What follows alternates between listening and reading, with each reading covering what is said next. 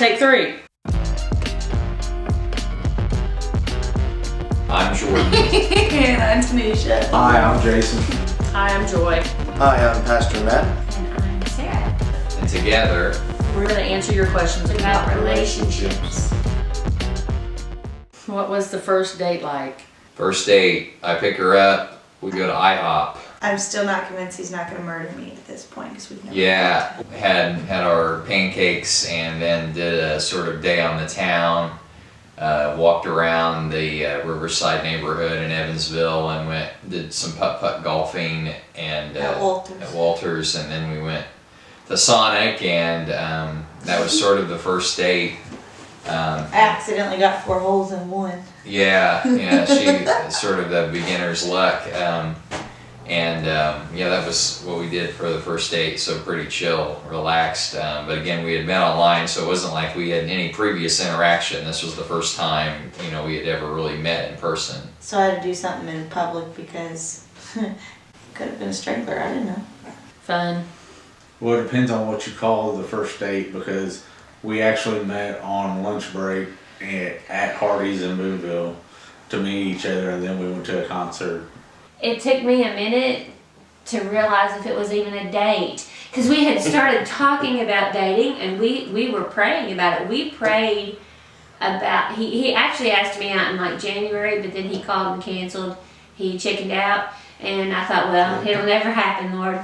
And so later on in the year, we talked about it more specifically, and we prayed about it for 3 months before we ever decided that we were going to date.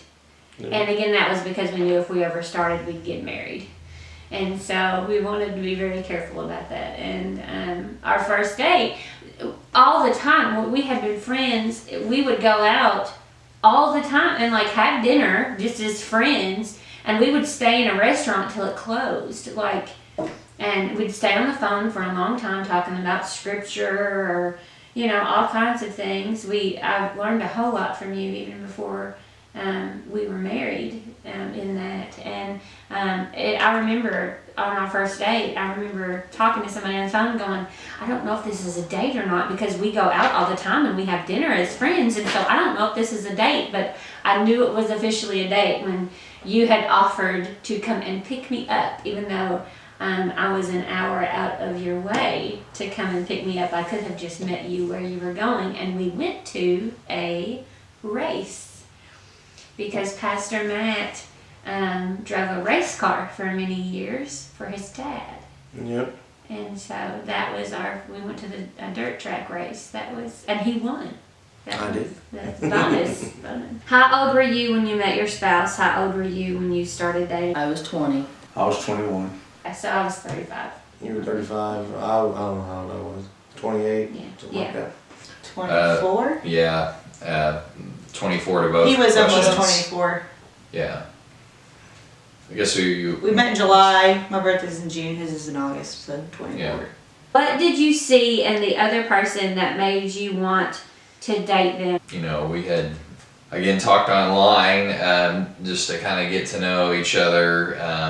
I think it was obviously attractive that, she'd grown up in a Christian home and, had a similar background and in terms of being in a rural area growing up, and went to a kind of a similar college environment as myself. And so, that kind of checked all the boxes, but the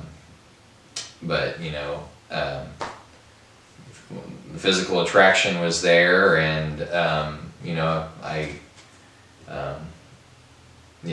don't know what else to really hit on. I thought emotionally engaging conversation, or stimulating, I guess is the right word there. But I think we connected, on a fairly deep level, and again, enough to where we said, all systems set for go, and let's, meet in person and see what it's like. So I liked how, sometimes you're talking to someone and they're like, hey, how are you?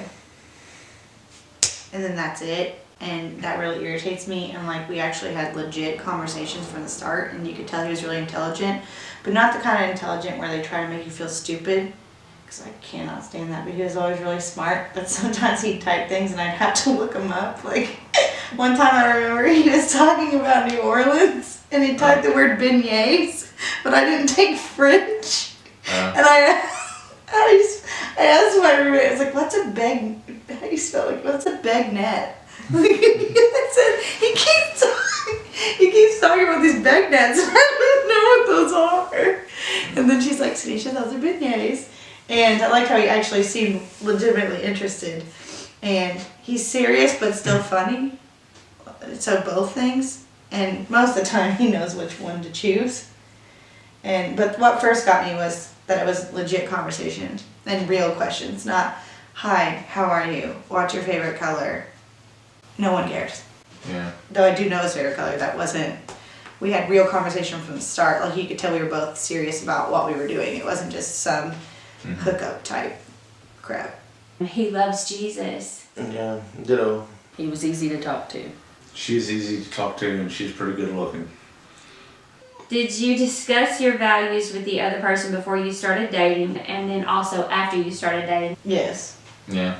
We pretty much knew where the other one stood. That doesn't mean we agreed or that we still agreed, but we knew where the other one stood.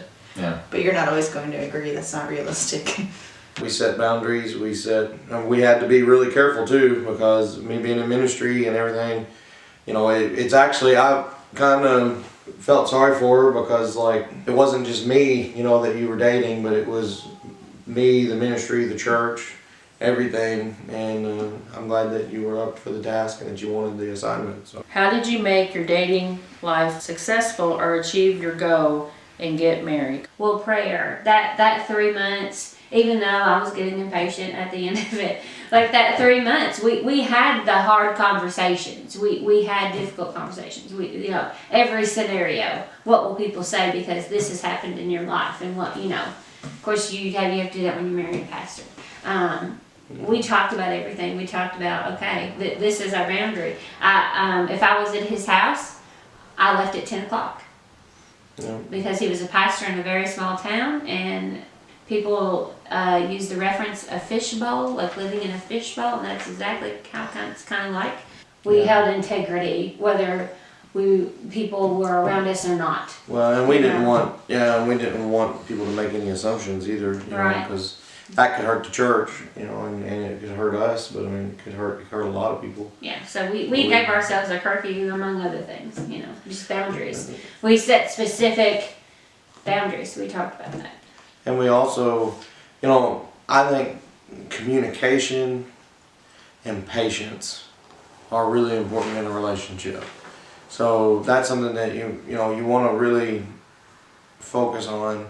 If you can't communicate and you can't be patient with one another and take time, because marriage is a permanent thing. Once you get married, you're in that marriage hopefully for years, for 25, 30, 40, 50, 60 years. So that's a lot of time. You don't have to be able to figure everything out in a short period of time. Let it progress on its own. Don't rush it. Let things happen naturally. Let God lead, and just take time. So communicate and be patient. And don't get ahead of God. And I think that's two of the best things you can do to knowing whether or not you should get married. Because actually, the girl that I dated for 2 years, I actually proposed to her. I had proposed to her, and it wound up not going through. We wound up deciding to drop it and not pursue it, and we're going to wait a little bit longer. But so I mean, like, I had already kind of jumped the gun there and got ahead of God, and then we knew it wasn't right and that we needed to wait, and so we waited. But and I'm glad we did, because she wasn't the one I was supposed to be with. It wasn't who God had intended for me. So being patient and communicating, and don't get ahead of God. Wait on God. Those are really important. Compromise. A lot of compromise. We kind of found out what interested both parties. Like, Jordan's dream trip is just like history on top of history on top of let's learn some more history, but that bores the snot out of me. So like, we found a balance of how we could both enjoy things together without one controlling the whole trip sometimes.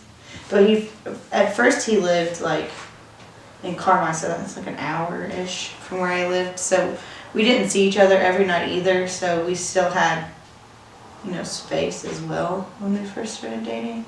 Yeah. But it did take a little bit to learn how to find common things that interested both parties.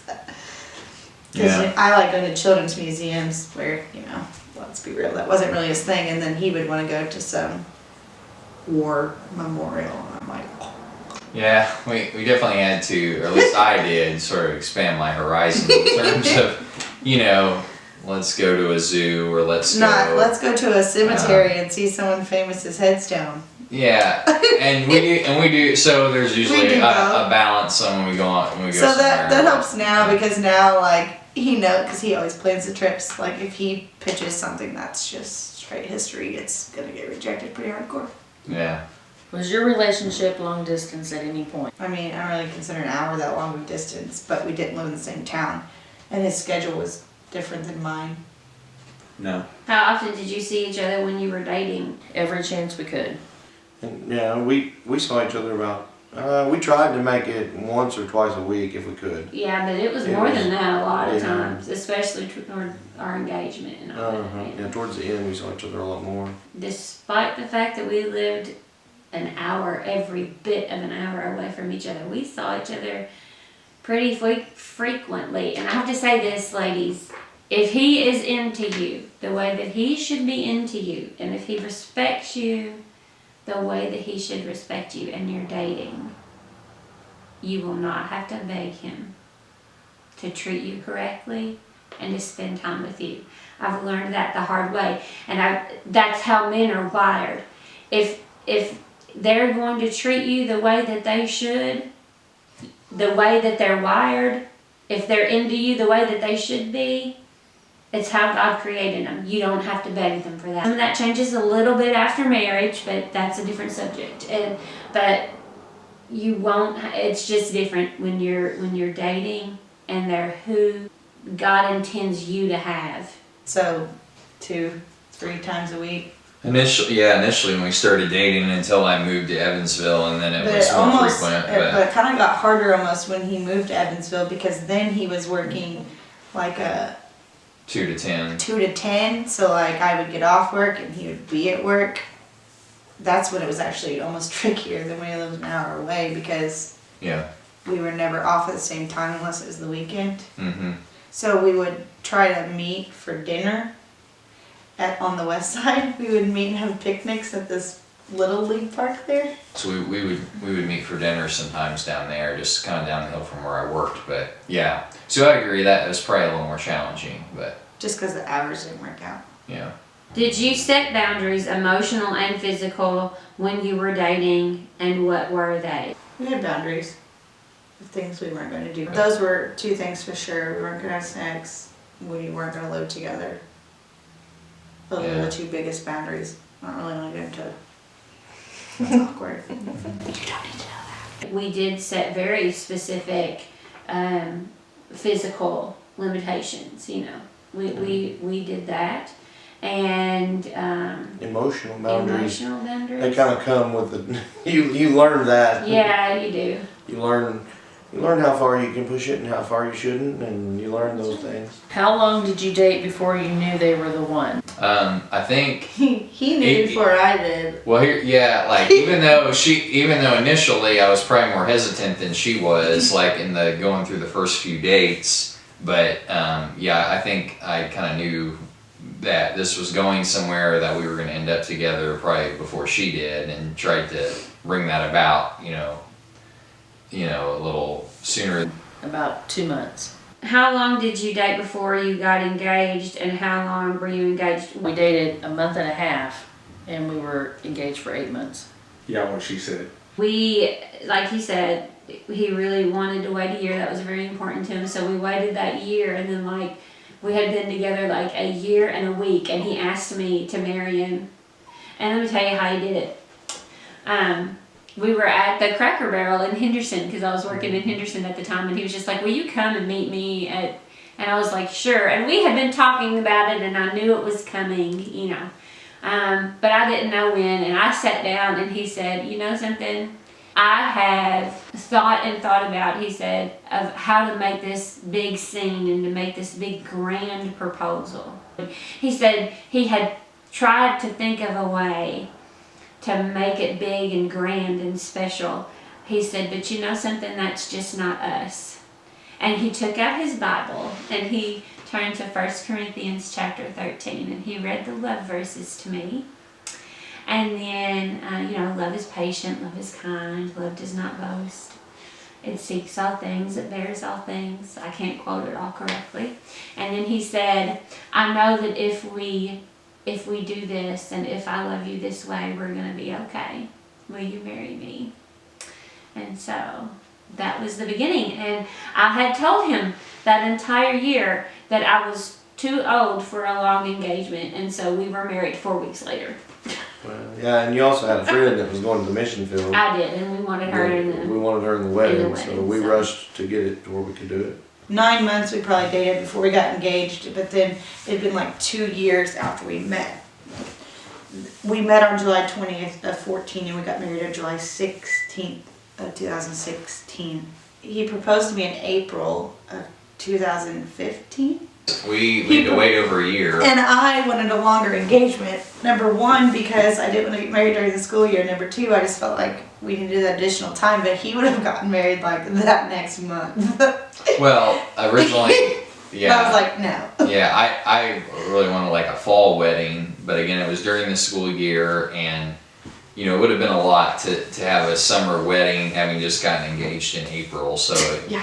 we ended up having to wait over a year, and that was a long time. And then to see my brother like get engaged and then get married in a matter of a couple of weeks, it was that crazy. was crazy. That was, Yeah, I would but not recommend anyways, that it was too long. either. It was too long. It was but too long an either, engagement. It was either way too short or too long. Yeah, But it was a little long. At the end, you're like, come on. yeah. How old were you when you got engaged? 24 still. I was 20. 21. Did you discuss if you would have kids, how many roles in the home, where you would live and work, etc.? Having kids, but not how many. Well, I was marrying a pastor, so I knew there was no telling where I was going to end up. We did discuss that we wanted to have children. I actually had a promise from God about that, and so we knew we were going to have at least one, and so we're still praying about others. Yeah. We'll see. I don't know. I'm kind of, we're a little older to have started, but you know, we can still have a few more. But we'll see what the Lord wants. One more. One more. What if it's twins like your mom? Well, Anyway, then we're just up the creek without paddle, because that'd be rough. She was very upfront about those things. You know, even now we're kind of clashing on a couple of those points. I told you. I told you at the beginning. I'm not disputing that she was very upfront in the fact that she loved where she worked. You know, enjoyed her sort of circle of friends and, you know, where she lived. She did obviously want to have children, as she's already expressed, you know, that whole mother-wife role, that was very important to her. So she was very upfront about those things. I had no qualms, about having kids. If she had felt strongly that, you know, I don't want to have any children, I would have accepted that, to be honest. I think he would have been okay with it. However, you know, that was sort of expected, and in fact, you know, when I went to talk to her parents to sort of get their blessing, you know, that was something that her mom brought up. Hey, you know, being a mother is very important to Tanisha, and that's a huge, you know, We thing. haven't picked a number of children. If there are you know, some touch points, you know, where we clash or disagree on sort of future direction. It's not because I didn't tell him. Well, it's not. it's my effort to sort of, you know, try and bring about some change, I guess. But you know, in some things we just kind of have left open ended, like the, you know, number of children, for instance. We never did shoot like. No, because it was more a thing, we're having children than, you know, not How having many? children. So, Yeah. anyways, But I think. don't want another child at this time. Yeah. But I will say that. We'll want that on the record, but yeah. I'm putting it on there too. Yeah. Is there anything you wish you would have done differently while you were dating? I think he would have made the engagement shorter. Definitely. Even to this day, I would still go back and change that. I might consider it knowing how long it ended up being, but at the time you're like, it's only it was long. Yeah. But not You really. wouldn't have married me a month in because you didn't? No, I'm kidding. No, probably not. Because I did that on purpose. It's hard to counsel with people and go, well, I got married after I dated a month, and then tell them, oh, you need to wait a while. You know, that doesn't really work very well. So I'm thankful we did how we did it. I'm kidding. We didn't do it perfectly. But we did the best we could. We did.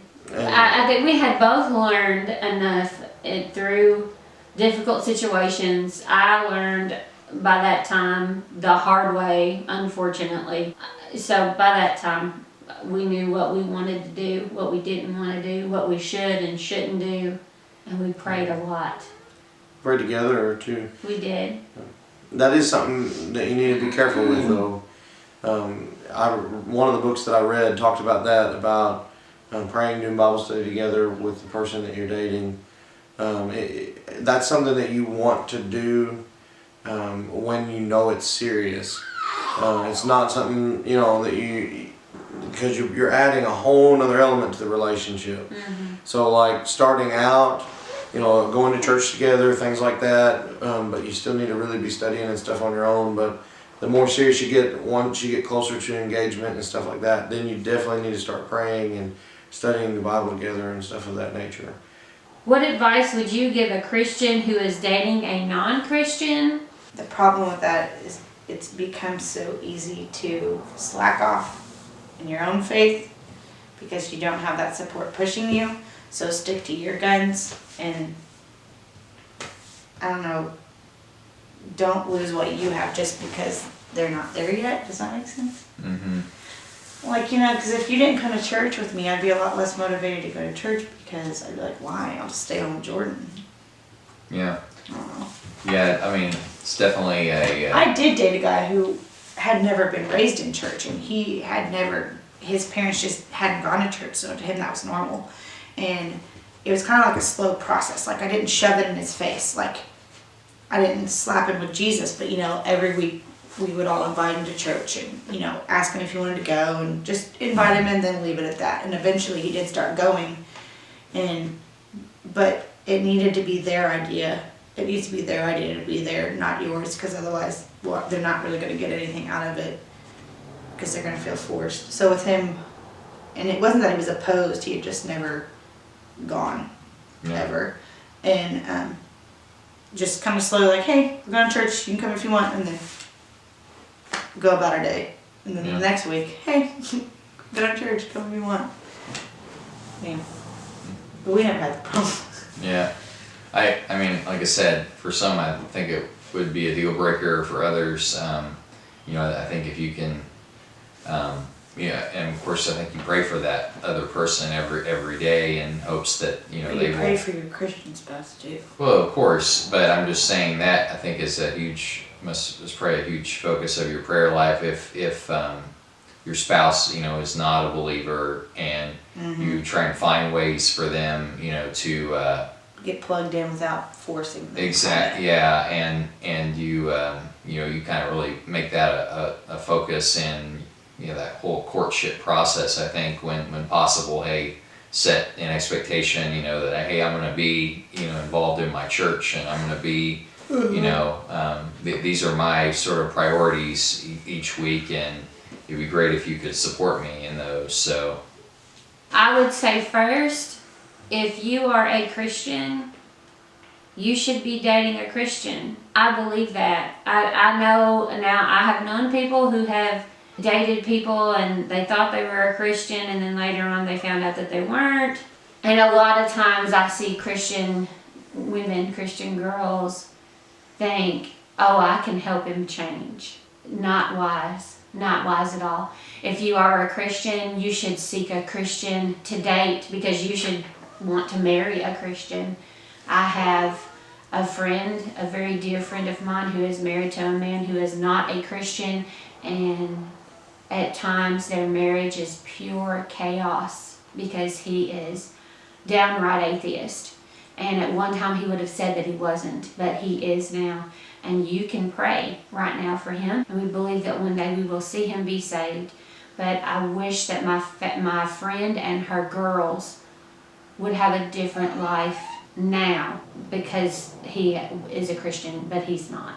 And so it just makes your life a chaos that a Christian doesn't belong in.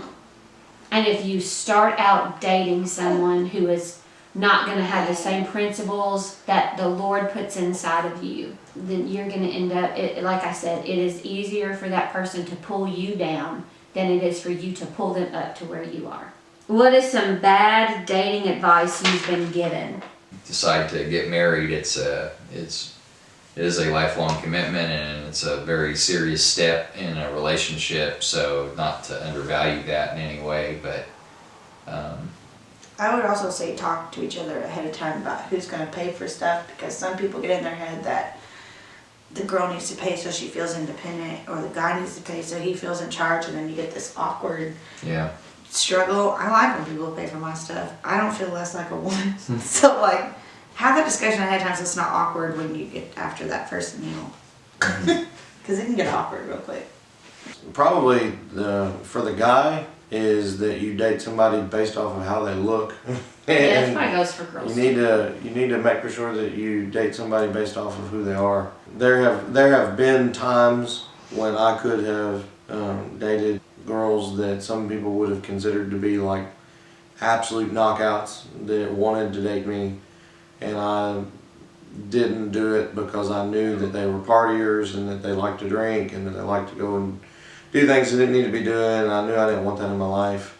And so instead, you can find those that are absolute knockouts, like my wife, that they're beautiful not just on the outside but on the inside, and it wouldn't matter if how pretty. I mean, my wife's beautiful, but that's just a blessing. It's just icing on the cake. It's who she is on the inside is a lot more important than who she is on the outside, and that's a really important thing, I think, for guys especially, because it's easy for us to care more about how a girl looks than actually who they are, and that can get us in some real trouble.